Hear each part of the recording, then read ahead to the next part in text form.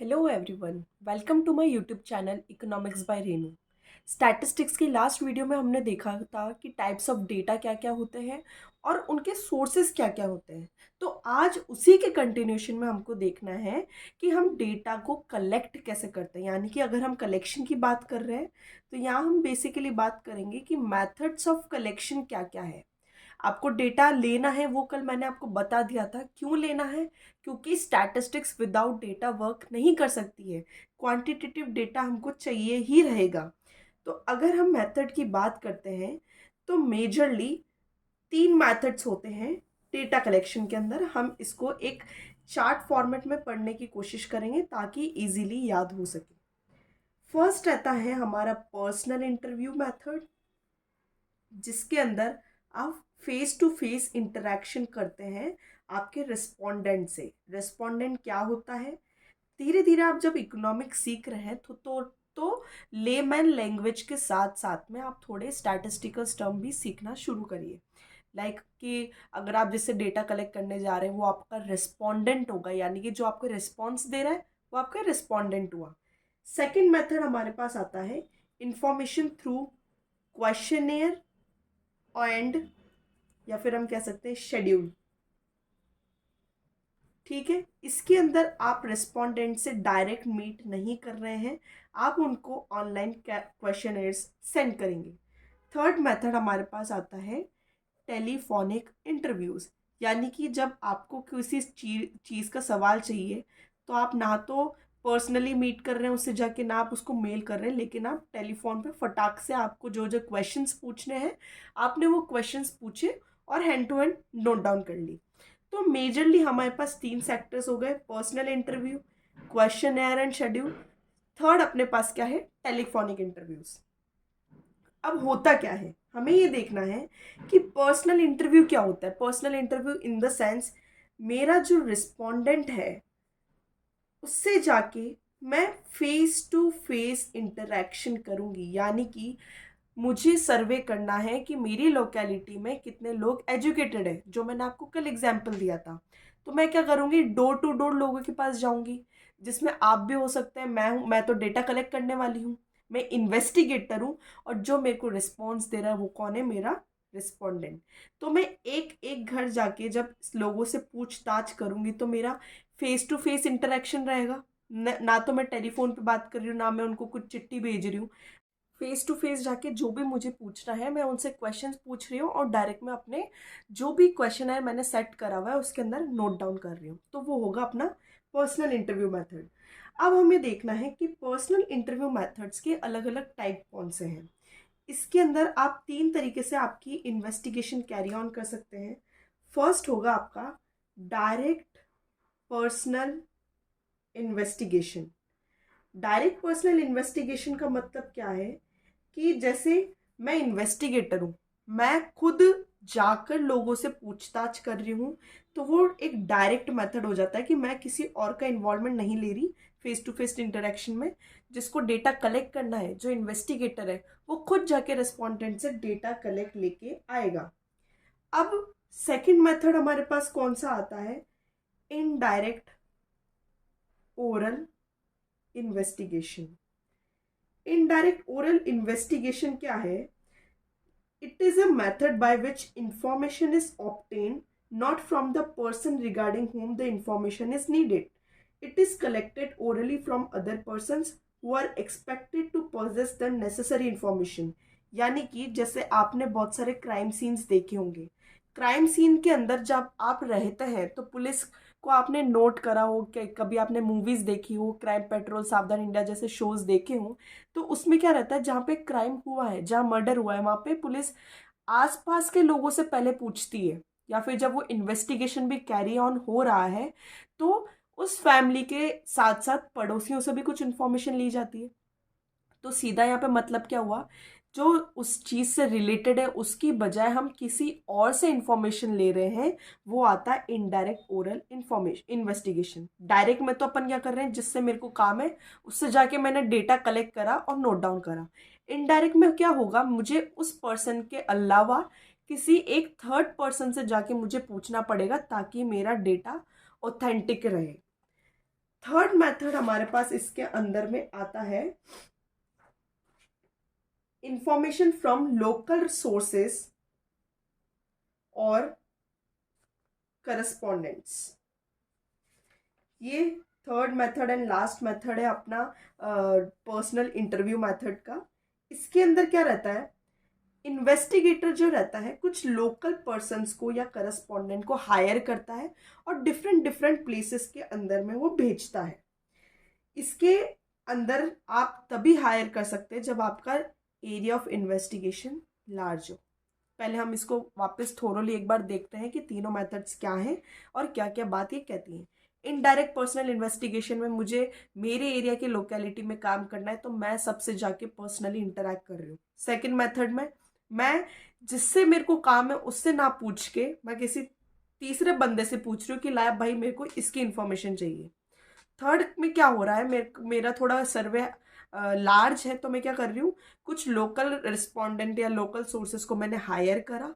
फिर मैं बोल रही हूँ कि आपको इस एरिया में जाना है, इस एरिया में जाना है। मैंने एक टीम राजस्थान भेज दी, एक छत्तीसगढ़ भेज दी, एक उड़ीसा भेज दी। ऐसे मैंने लोकल रिस्पोंडेंट्स को हायर कर लिए अपने अपने लोकेलिटी के, ताकि वो मुझे time to time data provide करते रहे। अब हमको देखना है कि जो डायरेक्ट पर्सनल इन्वेस्टिगेशन है ये सूटेबल कब होगा। तो ये जब सूटेबल होगा तब हमारा एरिया ऑफ इन्वेस्टिगेशन ज़्यादा लार्ज ना हो। क्यों? क्योंकि मैं एक एक इंसान से जाके पर्सनली मीट करूंगी तो उसके अंदर बहुत ज़्यादा टाइम लगेगा, उतनी ही ज़्यादा मनी भी लगेगी, तो वो हर कोई अफोर्ड नहीं कर सकता। तो जैसे कि मैंने आपको एग्जांपल दिया कि आपको बस आपकी लोकेलिटी का सर्वे करना है, तब जाके आप डायरेक्ट पर्सनल इन्वेस्टिगेशन करेंगे। क्यों? क्योंकि वहाँ पे एरिया ज़्यादा लार्ज नहीं है। यहाँ पर रहती है ओरिजिनलिटी हाई रहेगी, यानी कि डिग्री ऑफ ओरिजिनलिटी मतलब कि डेटा ऑथेंटिक रहेगा, जिसके ऊपर आप रिलाई कर सकते हैं। यानी कि मेरे को अगर इन्वेस्टिगेशन करना है, मुझे सर्वे करना है, मुझे मेरी स्टडी के लिए सर्वे करना है, डेटा चाहिए, तो मैं खुद अपने आंखों से डेटा लेके आ रही हूँ, तो मैं उसके ऊपर रिलाई कर सकती हूँ। थर्ड पॉइंट मेरे पास क्या आता है, जब मेरे को इस इंफॉर्मेशन को सीक्रेट रखना हो।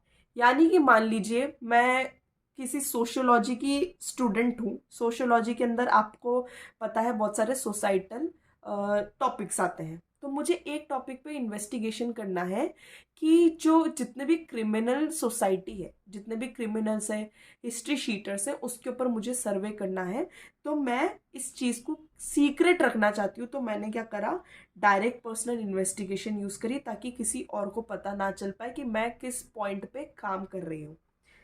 आपने सीक्रेसी रख ली। उसके बाद में ये ग्रेट सिग्निफिकेंस क्यों रखता है, क्योंकि एक्यूरेसी ऑफ डेटा है इसके अंदर। एक्यूरेसी ऑफ डेटा क्यों है? क्योंकि मैंने आपको बता दिया आप डायरेक्टली इन्वॉल्व हो रहे हैं डेटा कलेक्शन के अंदर, तो आप उस डेटा के ऊपर रिलाई कर सकते हैं इजीलिए। जब हमें डायरेक्ट कांटेक्ट करना हो रिस्पोंडेंट के साथ में, ये तब मेथड यूज करा जाएगा जब आपको लगता है कि नहीं, ये चीज़ टेलीफोन पे अगर मैं पूछूंगी तो वो गलत जवाब दे सकता है। या फिर आप मान लीजिए वापस कोई सोशियोलॉजी का स्टूडेंट है या साइकोलॉजी का स्टूडेंट है जिसको मेंटल इलनेस वाले पेशेंट से इंफॉर्मेशन लेनी है, तो हो सकता है अगर वो इनडायरेक्ट ओरल इन्वेस्टिगेशन करे या लोकल सोर्सेज को भेजे तो उनको झूठ बोल दे। लेकिन मुझे पता है मेरा सर्वे पॉइंट क्या है, मैं झूठ पकड़ सकती हूँ क्योंकि मैं उसके अंदर अच्छी खासी माहिर हूँ, मैंने बहुत ज़्यादा स्टडी कर रखी है। तो मैं डायरेक्ट जाके डायरेक्ट कांटेक्ट बिठाने की कोशिश करूँगी। उसके बाद में हम देखते हैं कि इनडायरेक्ट ओरल इन्वेस्टिगेशन को अपन को कब लेना चाहिए, जब आपकी फील्ड ऑफ इन्वेस्टिगेशन लार्ज हो। क्यों? क्योंकि आप इधर उधर लोगों से पूछ के भी अपना काम चला सकते हैं। जैसे कि मान लीजिए अभी इलेक्शन का दौर चल रहा है, तो मैं डायरेक्ट जाके पॉलिटिकल पार्टी से पूछूं, इससे अच्छा मैं चाहती हूँ कि मैं जनता से बात कर लूँ। तो जनता स्कैटर्ड है पूरे इंडिया के अंदर, अभी लेजिस्लेटिव असेंबली के इलेक्शंस रहेंगे, प्राइम मिनिस्टर इलेक्शंस के अंदर खड़े रहेंगे। तो उसके लिए मैंने क्या करा, अलग अलग सोर्सेज से पूछ लिया कि आपकी क्या राय है, आपकी क्या राय है, उस डेटा को मैंने नोट डाउन कर लिया। तो ये काम आता है जब आपका एरिया ऑफ इन्वेस्टिगेशन लार्ज हो। और सेकंड पॉइंट, जब आप रिस्पोंडेंट से डायरेक्ट कांटेक्ट नहीं बिठा सकते हैं तब भी ये यूज होगा। और the respondents are not capable of giving information because of their ignorance या इलिटरेसी, यानी कि जब आपको पता है कि यहाँ पे इग्नोरेंस लेवल आ सकता है या फिर इलिटरेसी का कंसर्न है, तो आप जाके इनडायरेक्ट ओरल इन्वेस्टिगेशन करते हैं क्योंकि आपको लगता है कि वो कैपेबल नहीं है आपका जवाब देने के लिए। तो आप किसी और से पूछ लेंगे कि भाई मुझे इस इंसान की इन्वेस्टिगेशन करनी है, आप मुझे डेटा दे दीजिए। इलिटरेसी लेवल जहाँ पे आ गया, आपने इसको लिया। फिर आता है सुटेबल, हम कब लेंगे इसको? When the investigation is so complex in nature that only experts can give information. आपने क्या करा कि वापस आपने एक ऐसा टॉपिक उठाया, सोर्स उठाया सर्वे का, जिसके अंदर आपको लगता है कि यार मैं हर किसी से नहीं पूछ सकती, लेकिन मेरे को पता है कि मेरा इन्फॉर्मेशन कौन दे। इसके बाद हम देखते हैं कि जब हमको लोकल सोर्सेज यानी कि करस्पॉन्डेंट्स का जब यूज़ करना हो, तब हमारी सूटेबिलिटी क्या रहनी चाहिए? तो सबसे फर्स्ट सूटेबिलिटी ये रहनी चाहिए कि यहाँ से हमें रेगुलर या फिर हम कह सकते हैं कि कॉन्टिन्यूस इन्फॉर्मेशन मिलती रहे। अब आप देख सोचेंगे कि यार रेगुलर और कॉन्टिन्यूस इन्फॉर्मेशन किसको चाहिए रहेगी? तो एक बार सोच के देखिए, जो टीवी न्यूज़ चैनल्स होते हैं, मैगजीन्स वाले होते हैं, न्यूज़पेपर्स वाले होते हैं, मीडिया हो गई, बेसिकली सारी मीडिया, उन सबको कुछ रेगुलर या कॉन्टिन्यूस इन्फॉर्मेशन हमेशा चाहिए रहती है, तो वो लोग इस चीज़ का यूज़ करते हैं। सेकेंड पॉइंट, जब आपका एरिया ऑफ इन्वेस्टिगेशन लार्ज हो। थर्ड पॉइंट, इसके अंदर जब आपको एक्यूरेसी लेवल ज़्यादा रिक्वायर्ड ना हो, क्योंकि जाहिर सी बात है आप खुद नहीं जा रहे हैं डेटा कलेक्ट करने के लिए, पर आप किसी और को भेज रहे हैं, तो आप उस डेटा पर रिलाई नहीं कर सकते, ट्रूली आप 100% रिलाई नहीं कर सकते हैं, तब आपको ये सोर्स लेना चाहिए। ठीक है, उसके बाद में अब हम देखते हैं कि इन तीनों मेथड्स के मेरिट्स या डीमेरिट्स क्या हो सकते हैं। तो अभी तक जो हमने पॉइंट्स देखे हैं उसी में से निकल के आते हैं इनके मेरिट्स और इनके डीमेरिट्स। मेरिट्स यानी कि क्या फ़ायदा है इस मेथड का और क्या नुकसान है। तो सबसे पहले अगर हम मेरिट्स की बात करते हैं, तो इसके अंदर हमने देखा कि ओरिजिनलिटी रहती है डेटा के अंदर। क्यों? क्योंकि हम खुद जाके डेटा कलेक्ट करके ला रहे हैं। सेकंड पॉइंट हमने ये देखा कि एक्यूरेसी रहती है, वापस वही पॉइंट आ जाता है क्योंकि हम खुद डेटा कलेक्ट करके ला रहे हैं। इसके अलावा आप ये देखेंगे कि जब आप पर्सनल इंटरव्यू लेते हैं, तो जो आपने क्वेश्चंस लिखे हुए हैं उससे एक्स्ट्रा क्वेश्चंस भी आप चाहें तो पूछ सकते हैं, क्योंकि आप फेस टू फेस इंटरेक्शन कर रहे हैं। आप मेरा इंटरव्यू लेने आए, आपने कुछ 3-4 क्वेश्चन नोट्स करके लाए, लेकिन मेरे से बात करने के बाद आपको पता चलता है कि नहीं, मुझे 2-3 क्वेश्चंस और ऐड करने हैं, तो आप हैंड टू हैंड उस क्वेश्चंस को ऐड ऑन करके वापस आप अपने इंटरव्यू क्वेश्चंस में ऐड ऑन करके उनसे पूछ सकते हैं, यानी कि आपको रिलेटेड इन्फॉर्मेशन मिल सकती है। फोर्थ पॉइंट क्या रहती है? यूनिफॉर्मिटी, यानी कि जो डिग्री ऑफ यूनिफॉर्मिटी है डेटा के अंदर, वो रिस्पोंडेंट खुद कलेक्ट करके लाता है, तो फेयर डिग्री ऑफ यूनिफॉर्मिटी रहती है, यानी कि आप उस डेटा के ऊपर रिलाय इजीली कर सकते हैं। फिफ्थ रहता है हमारे पास पॉइंट इलास्टिक। इलास्टिक मतलब कि यहाँ पर इन्वेस्टिगेटर बंधा हुआ नहीं रहता है, वो अपने अकॉर्डिंग क्वेश्चंस को चाहे तो चेंज कर सकता है, कुछ मैनिपुलेशन कर सकता है क्वेश्चन के ऊपर। मान लीजिए वो एक सर्वे करने गया, उसने सोचा कि केवल एजुकेशन के अलावा मुझे हेल्थ का भी पूछ लेना चाहिए, तो वो वहाँ पे एड ऑन कर देगा, यानी कि इलास्टिसिटी। आप जितना चाहे खींच सकते हैं अपने इंटरव्यू को, आपको कोई रोकने वाला नहीं रहेगा। उसके बाद हम मेरिट्स देखते हैं इनडायरेक्ट ओरल इन्वेस्टिगेशन के। तो इसके मेरिट्स क्या रहेंगे? वापस हम जो हमने सुटेबिलिटी देखी उसके बेसिस पर हम देखेंगे। फर्स्ट मेरिट कि वाइड एरिया का अपन इन्वेस्टिगेशन कर सकते हैं। यहाँ पे अपन वाइड एरिया का इन्वेस्टिगेशन नहीं कर पा रहे थे, लेकिन यहाँ पे हम वाइड एरिया का इन्वेस्टिगेशन कर सकते हैं, तो ये हमारे लिए एक प्लस पॉइंट है। सेकंड हमारे पास आ जाता है कि ये ज़्यादा एक्सपेंसिव मेथड नहीं है, क्योंकि हमें तो इधर उधर के लोगों से पूछना है। वैसे भी हमारे पास ज़्यादा पैसा हमको लगेगा नहीं इस मेथड के ऊपर, क्योंकि आप किसी भी जनता से उठा के ये सवाल कर सकते हैं। थर्ड पॉइंट हमारे पास आ जाता है एक्सपर्ट ओपिनियन, यानी कि जब वो हम इनडायरेक्ट ओरल इन्वेस्टिगेशन कर रहे हैं, तो उस दौरान हो सकता है कि आपको किसी एक्सपर्ट्स के ओपिनियन भी मिल जाए। फोर्थ रहता है बायसनेस नहीं रहती है, फ्री फ्रॉम बायस रहता है। क्यों? क्योंकि this method is relatively free from the personal bias of the investigator, यानी कि खुद इन्वेस्टिगेटर वहाँ पे नहीं गया है, तो वो कुछ मैनिपुलेशन नहीं कर पाएगा। जो चीज़ उसको लिख के दी गई है कि भाई ये सवाल पूछ के ले आना, वैसा का वैसा डेटा उसके पास वापस आ जाता है। फिफ्थ पॉइंट हमारे पास ये है कि this method is very simple. ज़्यादा इसके अंदर डेटा कलेक्शन के अंदर हैप्पीजार्ट मेथड नहीं है, बहुत ज़्यादा सिंपल मेथड है, कोई भी कैरी आउट कर सकता है। अब हमें मेरिट्स देखने हैं लोकल सोर्सेज या करस्पॉन्डेंट्स के। तो इसके अंदर फर्स्ट है इकोनॉमिकल है, कुछ ज़्यादा पैसा लगता नहीं है, मैंने अलग अलग लोगों को भेज दिया।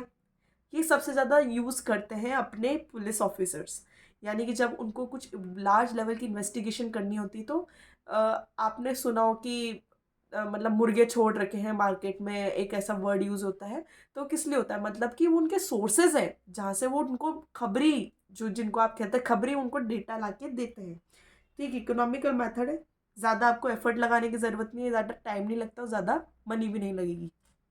सेकेंड पॉइंट आपके पास आता है वाइड एरिया का कवरेज आप इजीली कर सकते हैं। थर्ड पॉइंट, इसके अंदर कंटिन्यूटी रहेगी, एक के बाद एक इन्फॉर्मेशन आपको मिलती रहेगी क्योंकि आपके पास बहुत सारे लोग हैं जो आपको सोर्सेज से, अलग अलग सोर्सेज से इन्फॉर्मेशन ला के दे रहे हैं। ये कोई एक स्पेशल पर्पस के लिए यूज़ किया जाता है, जैसे कि मैंने आपको बोला कोई पुलिस इन्वेस्टिगेशन के दौरान कोई भी पुलिस ऑफिसर्स इनका यूज़ कर सकते हैं। हमने सुटेबिलिटी देख ली, हमने मेरिट्स देख ली, अब हमको लास्ट में देखने हैं कि इन मेथड्स के कुछ डीमेरिट्स भी होंगे। तो देख लेते हैं अब इनके डीमेरिट्स। तो हमने यहाँ के जो डायरेक्ट पर्सनल इन्वेस्टिगेशन के मेरिट्स देखे तो उस दौरान हमें पता चला कि ये ज़्यादा एक्यूरेट, एक्यूरेसी की अगर हम बात करें तो एक्यूरेसी तो इसकी एकदम सही थी। तो अब हम देखेंगे कि यहाँ पे हम वाइड एरियाज़ को कवर नहीं कर पा रहे हैं।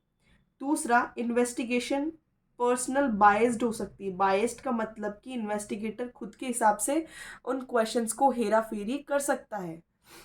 थर्ड, हम देखते हैं कि ये कॉस्टली मेथड है क्योंकि मेरे को एक एक घर जाके इन्वेस्टिगेशन करनी पड़ेगी तो मेरा ट्रैवलिंग एक्सपेंसेस लगेगा, टाइम भी बहुत ज़्यादा लगेगा। फिर हम देखते हैं इनडायरेक्ट ओरल इन्वेस्टिगेशन के डीमेरिट्स। तो इसके अंदर क्या रहेगा, आपकी एक्यूरेसी मेंटेन नहीं रह सकती क्योंकि वहाँ पे जो इन्वेस्टिगेटर वो नहीं जा रहा है, वो किसी दो चार लोगों को भेज देता है, लो जाओ ये इन्फॉर्मेशन लेके आ जाओ, तो एक्यूरेसी यहाँ पे नहीं रहेगी। सेकंड, ये बायस्ड हो सकता है। क्यों? क्योंकि जो विटनेस है, जो इन्फॉर्मेशन दे रहा है वो पर्सनली अपने सवालों को बायसनेस कर सकता है क्योंकि जो इन्वेस्टिगेटर है वो खुद पूछने नहीं जा रहा, तो जो रिस्पोंडेंट है जो मेरे को डेटा देगा तो वो इसके अंदर हेरा फेरी कर सकता है। यानी कि मेरे से कोई इन्वेस्टिगेशन करने आया, उसने मेरे से कुछ सवाल पूछे, तो ज़रूरी नहीं है कि मैं सारा सच बता दूं उसको, तो यहाँ पे बायसनेस की पॉसिबिलिटी रहती है। फिर यहाँ पे डाउटफुल कंक्लूजन्स भी रहेंगे क्योंकि जाहिर सी बात है इन्वेस्टिगेटर इन्वेस्टिगेशन करने नहीं गया है, उसने अपने खबरियों को भेजा है। फिर आता है अपना थर्ड पॉइंट कि इसके डीमेरिट्स क्या होंगे। मेरिट्स अपन ने देखे, अब डीमेरिट्स भी देखते हैं। इसके अंदर ओरिजिनलिटी बिल्कुल आप रिलाई नहीं कर सकते क्योंकि इसके अंदर एन नंबर ऑफ इधर उधर के लोग हैं जिनको आपने बोल दिया है मेरे को इन्फॉर्मेशन टाइम टू टाइम देते रहना, तो यहाँ पे एक डाउटफुल इन्फॉर्मेशन आपको दी जाती है। यूनिफॉर्मिटी के चांसेस भी बहुत कम है क्योंकि वापस वही बात है कि जो आपका डेटा कलेक्ट करके आ रहे हैं, तो data is collected by number of correspondents, यानी कि बहुत सारे करस्पॉन्डेंट्स आपने हायर कर लिए। अब उसके अंदर आपके पास कैसे यूनिफॉर्मिटी आ सकती है जब आपके पास नंबर ही बहुत ज़्यादा है। उसके बाद पर्सनल बायस के चांसेस हैं, अगेन वही बात आती है क्योंकि इन्वेस्टिगेटर खुद इन्वेस्टिगेशन करने नहीं गया है। जब पर्सनल बायस की बात आ गई तो एक्यूरेसी हम रिलाय नहीं कर सकते हैं। और लास्ट पॉइंट हमारे पास क्या रहता है, बहुत ज़्यादा टाइम लगता है यानी कि डिले इन कलेक्शन, क्योंकि ये लार्ज लेवल ऑफ इन्वेस्टिगेशन है। तो फर्स्ट मेथड हमने देख लिया ये था personal interview method. Personal interview method में हमने देखा direct personal investigation, indirect oral investigation और लोकल सोर्सेज और करस्पॉन्डेंट से हम डेटा कलेक्ट करके ला रहे हैं। अब हम सेकंड पार्ट में देखते हैं कि क्वेश्चनर या फिर शेड्यूल मेथड क्या होता है। क्वेश्चनर आप ये समझ लीजिए मेल किया जाता है। क्वेश्चनर एक सेट ऑफ क्वेश्चंस होते हैं जो आप बनाते हैं, एमएस वर्ड पे बना रहे हैं, मतलब कि आप डिजिटली उस क्वेश्चनर को क्रिएट कर रहे हैं और आप जिनसे आप डेटा कलेक्ट करना चाहते हैं उनको मेल कर देंगे। यानी कि मैं कहीं की एक ऑफिसर हूँ या फिर मैं कोई टीचर हूँ, मेरे को स्टूडेंट से डेटा लेना है, तो मुझे पता है मेरी क्लास में 40 स्टूडेंट्स हैं, तो मैं उन 40 स्टूडेंट्स को एक क्वेश्चन पेपर भेज दूंगी मेल के ऊपर, आप टिक करके बता दीजिए। ये मोस्टली एमसीक्यू टाइप में रहता है कि मेरे को पूछना है आपका नाम क्या है, आपकी एज क्या है, आपका रोल नंबर, आपको कौन सा टीचर ज़्यादा पसंद है, आपको कौन सा सब्जेक्ट ज़्यादा पसंद है। तो बेसिक 10-15 क्वेश्चन मैंने एमसीक्यू फॉर्मेट में बनाए, मेल करें और मेरे को वो बच्चे रिप्लाई देंगे। तो ये रहता है अपना क्वेश्चनर मेथड। तो ये प्रॉपरली मेल किया जाता है। अब हम देखते हैं क्वेश्चनर की सूटेबिलिटी क्या है। जब हमारे पास इन्वेस्टिगेशन का एरिया बहुत ज़्यादा लार्ज हो, मैंने जो आपको एग्जांपल दिया है स्टूडेंट का, अब मान लीजिए मुझे पूरे इंडिया के स्टूडेंट का पता लगाना है क्लास 12th का, तो बहुत ज़्यादा लार्ज डेटा है। पर मेरे पास में सबकी ईमेल आईडी है, तो मैं उनको मेल कर सकती हूँ ताकि मेरा टाइम बचे, मेरा कॉस्ट बचे और ट्रैवलिंग का पैसा बचे। सेकेंड पॉइंट हमारे पास आता है जब जो आपका रिस्पोंडेंट है वो एजुकेटेड है। जैसा कि मैंने आपको बोला, स्टूडेंट्स इजीली समझ जाएंगे। क्यों? क्योंकि स्टूडेंट्स आजकल डिजिटल मीडिया पे अपडेटेड रहते हैं, उनको पता है कैसे आंसर्स देने हैं, कैसे आंसर्स नहीं देने हैं। या फिर आप मान लीजिए मुझे वर्ल्ड वाइड, मतलब इंडिया लेवल पे सारे जितने भी टीचर्स हैं, या आप कह लीजिए असिस्टेंट प्रोफेसर्स हैं, उनसे कुछ सवाल जवाब करने हैं, तो वो सारे एजुकेटेड है, वो इंग्लिश को बखूबी जानते हैं, तो वो मेरा रिप्लाई दे सकते हैं। तो दो जगह की सुटेबिलिटी हमने देख ली। अब इसके मेरिट्स क्या हैं? मेरिट्स में फर्स्ट पॉइंट आ जाएगा, ये इकोनॉमिकल मेथड है, क्योंकि आपका ज़्यादा पैसा खर्च नहीं हो रहा, आप मेल कर रहे हैं, बस इंटरनेट लगाना है। ओरिजिनलिटी रहेगी। क्यों? क्योंकि इसको आप रिलाई कर सकते हो because the information is duly supplied by the concern person themselves. मतलब मैंने जिस आईडी पे मेल करा है, मेरा नाम रेनू है, मेरे आईडी पे कोई मेल आता है तो मैं ही उसका जवाब दूंगी, क्योंकि आईडी पासवर्ड तो मेरे पास ही है। तो ओरिजिनलिटी ऑफ डेटा यहाँ पर रहेगा। पर इसी के साथ साथ कुछ डीमेरिट्स भी हो सकते हैं क्वेश्चनर मेथड के। वो क्या रहेगा? Lack of interest. इधर आप क्या कर रहे थे पर्सनल इंटरव्यू में, उस इंसान का जाके दिमाग खा रहे थे कि ले ये क्वेश्चन है, इसका जवाब दे। तो वो जवाब दे रहा था, लेकिन मेरी मर्जी, मैं वो मेल खोलूँ नहीं खोलूँ, तो वहाँ पे वो लैक ऑफ इंटरेस्ट आ गया। मैं नहीं चाहती, मैं जवाब देना नहीं चाहती, तो मैं उसका जवाब नहीं दे रही हूँ। सेकेंड पॉइंट आ रहा है लैक ऑफ फ्लेक्सिबिलिटी। ईमेल्स के अंदर ये रहता है, इसके अंदर जब सामने वाला जो क्वेश्चंस आपन ने दिए हैं वो प्रॉपरली रिप्लाई नहीं दे रहा है, तो आपको जो इन्फॉर्मेशन चाहिए वो नहीं आ पाएगी। थर्ड है लिमिटेड यूज़। आप इसका बहुत ही लिमिटेड यूज़ कर पाएंगे, क्योंकि सारी जनता तो एजुकेटेड नहीं होगी। बहुत सी बार ऐसे रहेगा कि आपको जो इसको मेथड को तो यूज़ करना है, लेकिन अनएजुकेटेड पीपल इसका जवाब नहीं दे पाएंगे। फोर्थ हमारे पास है बायस्ड। जब आप उनके सामने आके सवाल जवाब नहीं कर रहे हैं, आप मेल के थ्रू उनसे सवाल जवाब कर रहे हैं, तो जाहिर सी बात है कि वो क्वेश्चन बायस्ड हो सकते हैं। यानी कि मेरे नाम पे मेल आया है, लेकिन मैंने आईडी पासवर्ड खोल के मैंने मेरे भाई को दे दिया, ले तू इसका जवाब लिख दे। तो रेनू ने आंसर नहीं दिया है, XYZ पर्सन ने आंसर दिया है, तो यहाँ पे अपनी स्टडी रॉन्ग हो सकती है और एक्यूरेसी लेस है, क्योंकि अपन डायरेक्ट जाके उनसे क्वेश्चंस नहीं पूछ रहे हैं। तो ये मेथड अपन ने किसका देखा? ये जितने भी सुटेबिलिटी मेरिट्स डीमेरिट्स ये थे क्वेश्चनेयर मेथड के। अब अपन को देखना है शेड्यूल मेथड। इसको इन्यूमरेटर्स मेथड्स भी कह सकते हैं। इसके अंदर क्या रहेगा कि जो शेड्यूल मेथड रहता है वो पर्सन टू पर्सन रहेगा। इसके अंदर अपन किसी भी चीज़ को मेल नहीं कर रखे हैं, तो आपने जो मेल करने वाला क्वेश्चनर है वो का वही क्वेश्चनर लेके उसके अंदर जो आपने वहाँ पे क्वेश्चंस ऐड करे हैं वही क्वेश्चंस यहाँ पे ऐड करेंगे। पर ई न्यूमरेटर खुद उस शेड्यूल को फिल करता है, यानी कि वापस वो पर्सन टू पर्सन इन्वेस्टिगेशन करके जो आपके पास जवाब आए, ई न्यूमरेटर अपन कहेंगे जो शेड्यूल का कलेक्शन करके ला रहा है, वो खुद उसको फिल करेगा। तो अपन लेंगे उसको ई न्यूमरेटर्स मैथड के अंदर। सुटेबिलिटी क्या रहेगी?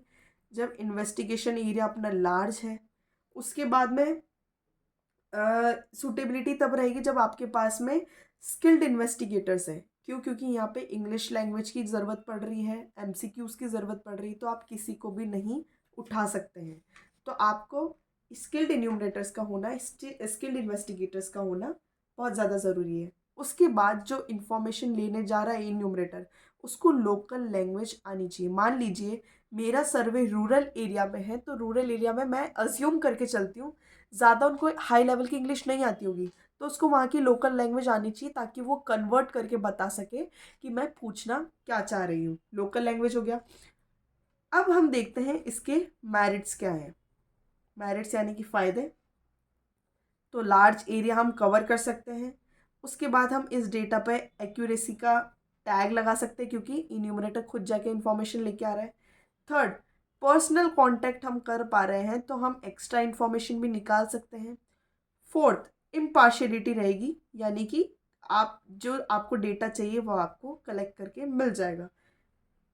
फिफ्थ पॉइंट, कंप्लीटनेस, यानी कि कोई भी क्वेश्चन आपका ब्लैंक नहीं छूटेगा। जैसा कि क्वेश्चन एड में अपन को डर था कि आप जिसको मेल कर रहे हैं वो अगर इंटरेस्ट नहीं दिखा रहा तो क्वेश्चन का आपका रिप्लाई नहीं देगा, तो इनकम्प्लीटनेस की दिक्कत यहाँ हमारे पास नहीं रहेगी। उसके बाद पर इसके डीमेरिट्स भी हो सकते हैं। इसके डीमेरिट्स हमको देखने हैं, that are as follows. First, ये एक एक्सपेंसिव मेथड रहेगा क्योंकि आप घर घर जाके उनसे सवाल पूछ रहे हैं। फिर उसके बाद क्या रहेगा कि ई न्यूमरेटर्स आपको मिले ना मिले, आपकी क्वालिटी के अकॉर्डिंग आपको चाहिए स्किल्ड, पर क्या पता वो स्किल्ड ना हो। ये टाइम कंज्यूमिंग बहुत ज़्यादा है। ये प्राइवेट इन्वेस्टिगेशन के लिए बिल्कुल भी नहीं है।